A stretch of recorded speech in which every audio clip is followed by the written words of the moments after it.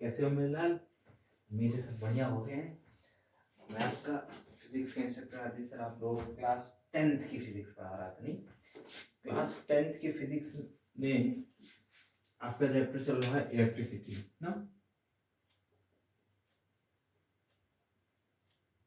Chapter कौन सा है आपका? इलेक्ट्रिसिटी।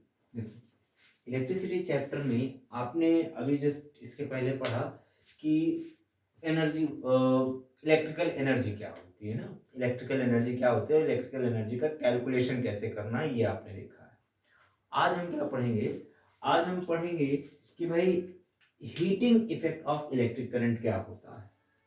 क्या बोला बच्चे? मैंने कहा हीटिंग इफेक्ट ऑफ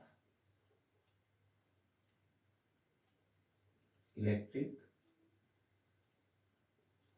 करंट। ठीक है, ये हमारा आज का टॉपिक है। देखो, हीटिंग इफेक्ट का मतलब क्या है? आखिर करंट फ्लो होती है तो हीट क्यों जनरेट होती है। मैं एक बहुत आसान सा कॉन्सेप्ट बताता हूँ, सच्चाई बताता हूँ उसका क्या है। मान लो ये कोई वायर है, ठीक है। वायर में होते हैं ढेर सारे फ्री इलेक्ट्रॉन्स, ठीक। ये इलेक्ट्रॉन है और इसके ठीक सामने हैं ढेर सारे एटम, ठीक। अब ये इलेक्ट्रॉन फ्लो करेगा, फ्लो ऑफ इलेक्ट्रॉन या flow of electric charge is called electric current. आपने कहा फ्लो करेगा, मैंने पोटेंशियल डिफरेंस लगाया, ठीक है। V1 V2 मान लेते हैं। जब मैंने पोटेंशियल डिफरेंस लगाया तो ये इलेक्ट्रॉन इसको उस डायरेक्शन में जाना है, यूं गया यूं टकरा गया, ठीक है। जब ये टकराया तो अपना पाथ चेंज किया, फिर टकरा गया और फिर आगे बढ़ा तो फिर टकरा गया, आगे बढ़ा तो फिर टकरा गया, आगे बढ़ा तो फिर टकरा गया, आगे बढ़ा तो फिर टकरा गया, फिर ऐसे वो आगे बढ़ता है। तो कहने का सीधा सीधा मतलब ये है कि हीट जनरेट होती है, heat is generated due to successive collision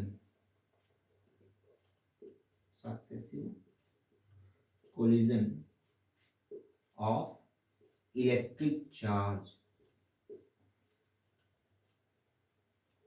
जब कोई चीज किसी दूसरी चीज से टकराती है, या जैसे आपने कहा सर हाथ है, हाथ को ऐसे ठंड थी अभी तक है ना, हाँ इसे रगड़ के हाथ क्या कर रहे, गर्म कर लेते थे, इसे छुआ गर्म कर लेते थे। देखो, रब करने से दो ऑब्जेक्ट को आपस में रब करने से क्या होता है, ऑब्जेक्ट में हीट जनरेट होती है। तो मैंने कहा यहां पर जब मैंने ऑब्जेक्ट को, या यूं कहूं कि इलेक्ट्रॉन को दूसरे एटम से टकराया, इलेक्ट्रॉन को दूसरे एटम से टकराया, तो इलेक्ट्रॉन जब एटम से टकराते हैं तो कोलिजन होता है। तो उस कोलिजन की वजह से ये जो इलेक्ट्रॉन है ये अपनी काइनेटिक एनर्जी लॉस करता है, और वो लॉस इन काइनेटिक एनर्जी हमको हीट के फॉर्म में मिलती है। बात समझ में आई? तो हमने कहा सर ऐसी चीज पहले पढ़ चुके हैं क्या? ऐसी चीज हम पहले पढ़ चुके हैं। कहां पढ़े?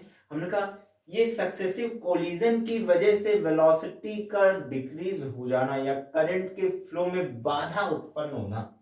बात समझे? करंट के फ्लो में बाधा उत्पन्न होना, इसी चीज को आप कहते थे बच्चे रेजिस्टेंस। तो यानी कि अगर किसी मटेरियल में रेजिस्टेंस ज्यादा होगा तो इसका मतलब हीट भी ज्यादा होगी। तो आपने कहा सर ये डायरेक्ट ऐसे तो हमने तो कह दिया, लेकिन किस तरह से कैलकुलेट होगा कि हीट कितनी जनरेट होती है, इसको हम आज के लेक्चर में पढ़ेंगे। हीट कितनी जनरेट होगी ये पढ़ेंगे, हीट के फॉर्मूला और कुछ सवाल लगाएंगे आज की क्लास में। देखो,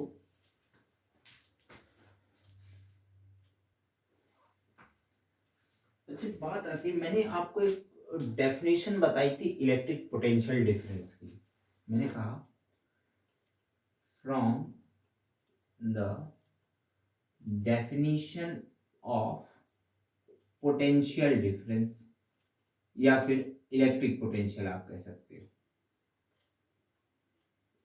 सीधा लिख देता हूं इलेक्ट्रिक पोटेंशियल। जब इलेक्ट्रिक पोटेंशियल की बात आती है तो मैंने कहा, आपने कहा V क्या होता था? आपने कहा W upon Q।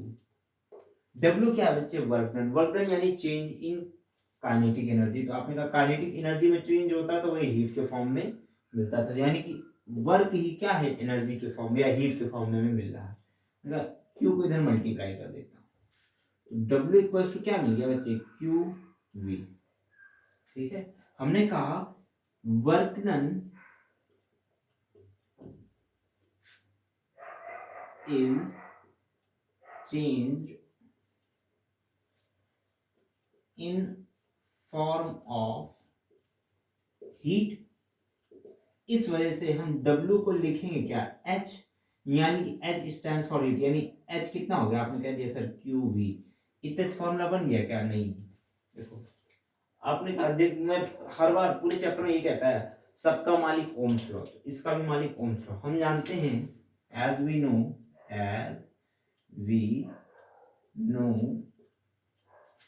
V equals to I R, है ना।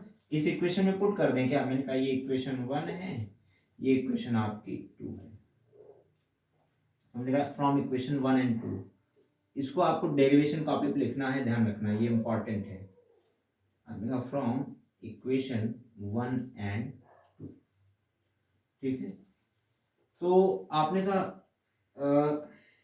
इससे अगर मैं लिखना चाहूं, क्या लिखूंगा, H equals to Q V. एक मिनट, Q को और कुछ भी लिख सकते हैं क्या, Q क्या होता है, Q equals to I T. तो मैं यहाँ डायरेक्ट लिख सकता हूँ क्या, जैसे करंट की डेफिनेशन क्या होती है, आपने कहा I equals to Q by T होता है, तो Q इक्वल्स टू क्या होता है बच्चे, I इंटू टी। तो मैंने क्या, I into T into V, है ना। या इसको आप सीधा सीधा लिखना चाहोगे तो हम ऐसे लिख देते हैं V I T, H equals to V I T. एक वर्क डन का फॉर्मूला हमारा ये बन गया है यहीं पे, ठीक है। तो इसको मैं बोल देता हूँ इक्वेशन 1, इसको मिटा देता हूँ। हमने कहा 1 and 2, V equals to I R होता है, तो V की अगर मैं वैल्यू पुट कर दूं यहाँ पर, तो आई आर, V की जगह हमने क्या पुट कर दिया, I R into I T, I से आई मल्टीप्लाई हो जाएगा, क्या हो जाएगा, आपने कहा sir I square R T. तो हीट का अगला फॉर्मूला ये हो गया क्या, आपने कहा 2 फॉर्मूला हो गया। और फॉर्मूला देखिए क्या, और फॉर्मूला बनेगा, जरूर बनेगा। इसी ओम्स लॉ से अगर मैं कहना चाहूं, again from Ohm's law V equals to I R होता है, ध्यान सुनो, V इक्वल्स टू क्या होता है, आई आर। तो I इक्वल्स टू क्या लिख सकते हो, ध्यान सुनो, I इक्वल्स टू क्या लिख सकते हो, आपने कहा I equals to V upon R लिख सकते हैं, इसको बोलते इक्वेशन नंबर 3। तो फ्रॉम 3 एंड 1, तीसरी इक्वेशन ये और पहली इक्वेशन ये, मैं I की जगह V बाई R रखते हैं, तो आपने कहा H equals to V into I की जगह हमें क्या रखना है, V upon R into T, ठीक है। तो V इंटू वी क्या आ जाएगा बच्चे, आपने कहा V square upon R into T. तो हीट का अगला फॉर्मूला हमारा ये बन गया। तो हीट के कितने फॉर्मूले बने, ध्यान सुनो। एक तो आप हीट का एक फॉर्मूला यहाँ कह सकते हो, ये वाला, है ना। आपने कहा H equals to Q we.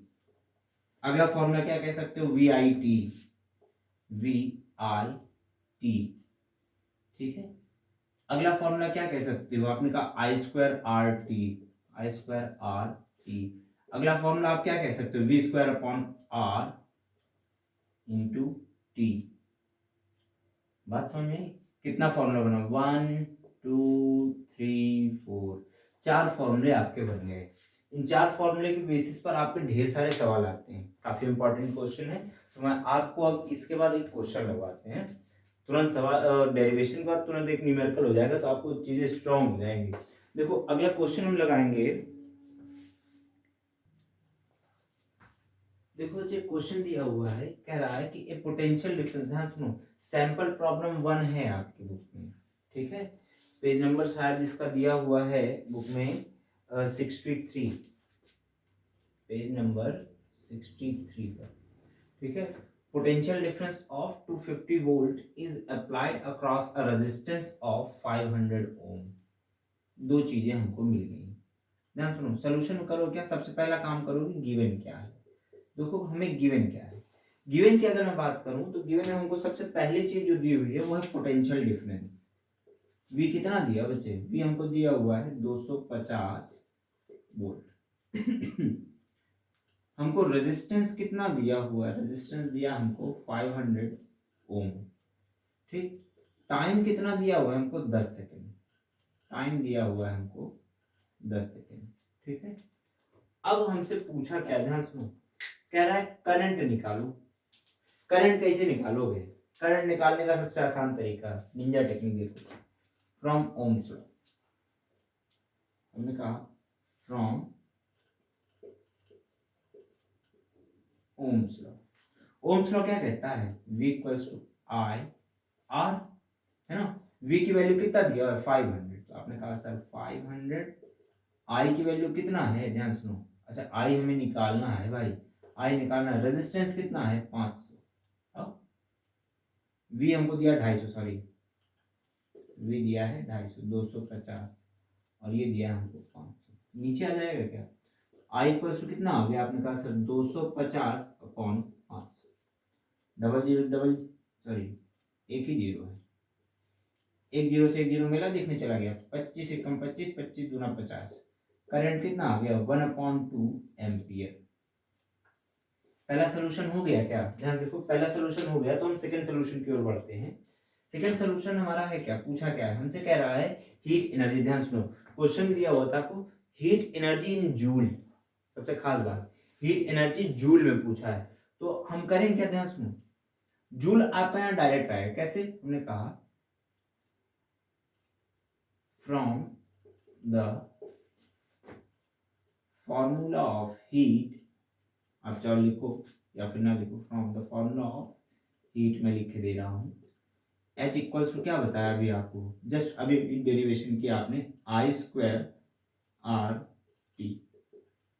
I कितना है? आपने कहा सर 1/2, 1/2 इसका स्क्वायर। रेजिस्टेंस कितना है बच्चे? रेजिस्टेंस आपने कहा सर 500, 500, और टाइम कितना दिया है? 10 सेकेंड। अब देखो, अगर मैं स्क्वायर को ओपन कर दूं कितना आ जाएगा? 1/4 इंटू 500 इंटू 10। काटते हैं, 4 एकम 4, इधर काटेंगे कितना आएगा? 4 एकम 4 इधर आया, 4 दूनी 8, 2 उधर आया, 25। कितना आ गया? 1250 जूल। बात समझ में आई? अच्छा, यहां पर एनर्जी आपका हीट है, ध्यान रखना, हीट एनर्जी है, ये आपका जूल में आया है। अगर आपसे कह देता कि इलेक्ट्रिकल एनर्जी निकालो किलोवाट आवर में, तो आप इस जूल को किलोवाट आवर में चेंज करोगे। आप जानते हो जूल और किलोवाट आवर में रिलेशन, पिछली क्लास में आपको बताया था, ना कि 1 किलोवाट आवर इक्वल्स टू कितना? 3.6 इंटू 10⁻6 जूल, ऐसा कुछ बताया था आपको पिछली क्लास में, है ना।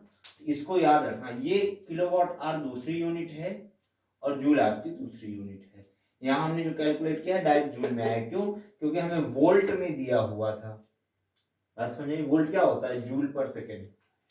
वन जूल, सॉरी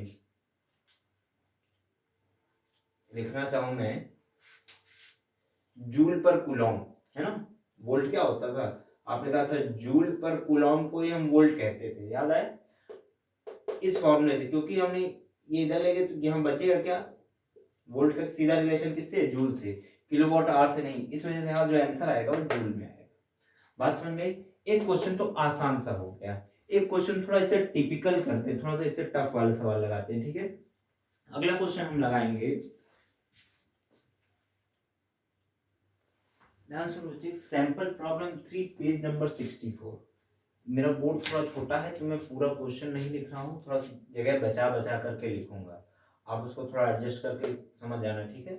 मैं लिख रहा हूँ क्वेश्चन अपना। अगला क्वेश्चन हमारा है, ध्यान सुनो, कह रहा है कि 2 वायर्स हैं, दोनों की लेंथ सेम है, दोनों का area of cross section same है, और सबसे मजे की बात, दोनों एक ही मटेरियल से बने हुए हैं। जब कोई 2 वायर एक ही मटेरियल से बने होंगे तो उनकी रेजिस्टिविटी सेम हो जाएगी क्या? ध्यान सुनो, उनकी रेजिस्टिविटी सेम हो जाएगी उनका मैंने कहा लेंथ सेम है और area of cross section same. मैं काम करता हूँ रेजिस्टेंस निकाल लेता हूँ दोनों का, ठीक है, ध्यान सुनो। हमने कहा रेजिस्टेंस का फॉर्मूला क्या होता है, सोल्यूशन में आते हैं सीधा। रेजिस्टेंस होता है हमारा रो एल बाई ए। हमने कहा R1 कितना होगा, R1 हमने कहा रो वन L1 अपॉन A1। एक काम करते हैं, क्योंकि दोनों का लेंथ सेम है तो इसको L के इक्वल मान लूं, दोनों का रेजिस्टिविटी सेम है तो मैंने रो के इक्वल मान लिया, दोनों का area of cross section same है, दोनों को A के इक्वल मान लिया। रो वन L1 अपॉन A1, तो मैंने कह दिया रो L अपॉन A, है ना। फिर देखो अगेन R2 क्या हो जाएगा, हमने कहा row two L2 upon A2। Row two है, रो टू नहीं है, नहीं पता चला छोटे भाई चुराने लग जाओ तुम, रो टू है, रो टू नहीं, रो टू है। देखो रो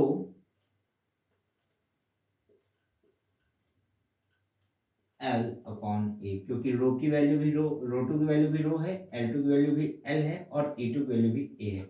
हमने कहा from 1 and 2 equation, from equation 1 and 2 R1 equals to R2 दिख रहा है क्या, rho L upon A, rho L upon A. मैंने कहा क्योंकि दोनों का रेजिस्टेंस सेम है, दोनों का रेजिस्टेंस क्या है, सेम है, तो मैंने कहा मान लेते हैं दोनों का रेजिस्टेंस सेम है, तो R बोल दिया मैंने, कहने को मैंने R बोल दिया। हमने कहा दो वायर जो है उनकी रेजिस्टेंस हमें पता चल गई। क्वेश्चन हमसे ये कह रहा है कि इन दोनों वायर्स को सेम पोटेंशियल डिफरेंस पर, सेम पोटेंशियल डिफरेंस पर एक बार सीरीज में जोड़ते हैं, एक बार पैरेलल में जोड़ते हैं। यानी कि एक बार सीरीज में ऐसे जोड़ा, अगली बार पैरेलल में ऐसे जोड़ दिया, ठीक। दोनों के बीच का पोटेंशियल डिफरेंस सेम हो, अगर बात समझ में आई, पोटेंशियल डिफरेंस दोनों के बीच का सेम हो, यानी कि सेम बैटरी से दोनों को कनेक्ट किया गया हो, तब दोनों ही केस में हीट कितनी इमिट होगी, हीट कितनी प्रोड्यूस होगी, उसका रेशियो पूछा, पहले सीरीज का फिर पैरेलल का। ठीक है, चलो सॉल्व करते हैं। मैं एक काम करता हूं, पहले इक्विवेलेंट रेजिस्टेंस निकालना होगा हमें सीरीज का, है ना, फिर निकालेंगे पैरेलल का।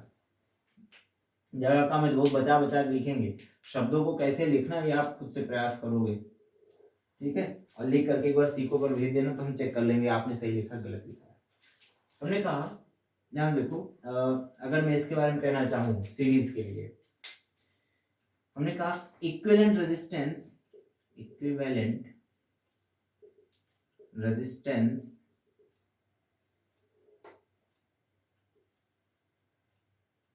In series combination. तो जो इक्विवेलेंट रेजिस्टेंस होगा, मान लेता हूं इक्विवेलेंट रेजिस्टेंस को मैं कह दूं RS, equivalent resistance in series. तो क्या लिखेंगे, दोनों रेजिस्टेंस क्योंकि सीरीज में, तो मैंने कहा R1 प्लस R2, लेकिन R1 भी R है और R2 भी R है, तो दोनों को उठा के जोड़ दोगे तो इक्विवेलेंट रेजिस्टेंस कितना हो गया, 2R। सीरीज में इक्विवेलेंट रेजिस्टेंस कितना हो गया बच्चे, 2R। अगर 2R रेजिस्टेंस हो गया तब हमने कहा heat produced in series combination, ठीक है, सीरीज कॉम्बिनेशन में हीट कितनी प्रोड्यूस होगी। हमने कहा हीट का फॉर्मूला क्या होता है, H equals to I square R T, अगर इक्वल टाइम के लिए किया गया हो तो। अब ध्यान सुनो, एक मिनट, हमसे कहा पोटेंशियल डिफरेंस सेम हो, तो आई वाला फॉर्मूला तो हम लगा ही नहीं सकते, है ना, क्योंकि अच्छा पोटेंशियल डिफरेंस सेम होगा,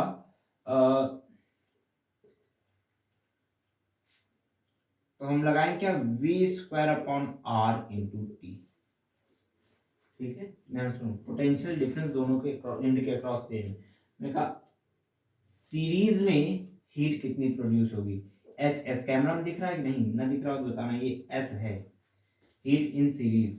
तो V square upon R, R कितना है, आर कितना है, आपने कहा 2R आया है, तो V square T upon 2R, ये आ गया हीट इन सीरीज कॉम्बिनेशन। एक काम करते हैं, अब इसी तरह हम निकालेंगे हीट पैरेलल कॉम्बिनेशन के कितनी आएगी। तो उसको निकालने के लिए हमें सबसे पहला काम करना क्या होगा, इक्विवेलेंट रेजिस्टेंस निकालना होगा। देखो इक्विवेलेंट रेजिस्टेंस कितना आएगा वो हम कैलकुलेट करते हैं। इक्विवेलेंट रेजिस्टेंस के लिए पहली चीज चाहिए हमको इक्विवेलेंट रेजिस्टेंस। देखो इक्विवेलेंट रेजिस्टेंस हमने कहा, मान लो इक्विवेलेंट रेजिस्टेंस कितना हो, आरपी। तो हमने कहा इक्विवेलेंट रेजिस्टेंस आरपी क्या होगा, ध्यान सुनते जाना। पैरेलल कॉम्बिनेशन में जो इक्विवेलेंट रेजिस्टेंस होता है वो रेसिप्रोकल्स के सम का इनवर्स होता है, यानी 1/r1 + 1/r2। ठीक है, 1/r1 क्या है, आपने कहा 1/r के बराबर, प्लस 1/r2 क्या है, 1/rp क्या हो जाएगा, r एलसीएम ले लोगे क्या, 1 + 1 यानी 2/r। तो कहने का मतलब rp कितना हो गया, r/2 हो जाएगा क्या। Equivalent resistance in parallel combination कितना आ गया, r/2। तो हमने कहा heat produced in parallel combination क्या होगी, आपने कहा h, इसको p बोल देता हूं। आपने कहा सर v²/r × t। ध्यान सुनो, क्योंकि इक्वल पोटेंशियल डिफरेंस है तो यहां भी v लिखा, यहां भी v लिखा। हमने कहा ध्यान सुनो, v²/r यहाँ क्या लिखा जाएगा, पैरेलल रेजिस्टेंस ना। अब पैरेलल में कितना रेजिस्टेंस है, आपने कहा r/2, ये 2 ऊपर चला जाएगा क्या, इंटू t। आपने कहा hp ये आ गया और hs ये आया हुआ है। आपसे क्वेश्चन में पूछा क्या है, hs = hp। तो hs/hp अगर मैं करूं तो कितना आएगा, hs कितना आया, आपने कहा v²t/2r डिवाइडेड बाई 2v²t/r। इसको कैसे सॉल्व करते थे बचपन में, यही मल्टीप्लाई साइन लगा पलट देते थे क्या। चलो करते हैं, v²t/2r इंटू r/2v²t। r से r गया मिला देखने, v²t से v²t गया मिला देखने, कितना आया 1/4। तो आपने कहा hs/hp कितना आया 1/4। तो अगर आपसे पूछा गया, ध्यान सुनो, यहां आ चुका है आपका आंसर, लेकिन आपको लिखना किस फॉर्म में, इस फॉर्म में। तो आप पहले क्या लिखोगे, hs = hp = 1:4। ध्यान रखना आंसर कितना आएगा बच्चे, 1:4, ना कि 4:1। ऑप्शन आपको 4:1 भी दिया हुआ है बुक में, तो वो ऑप्शन में 4 ऑप्शन नहीं है, कह रहा कौन सा सही है। तो 1:4 टिक करोगे, 4:1 टिक नहीं करोगे। बात समझे क्यों, क्योंकि आपने बुक में लिखा क्या है कि रेशियो इन रेजिस्टेंस से बाद में पैरेलल लिखा हुआ, तो जो पहले लिखा होगा उसकी वैल्यू पहले लिखी जाएगी, hs/hp। बात समझ में आई, कुछ बात समझ में आ रही है। चलो ये तो क्वेश्चन हो गया हमारा।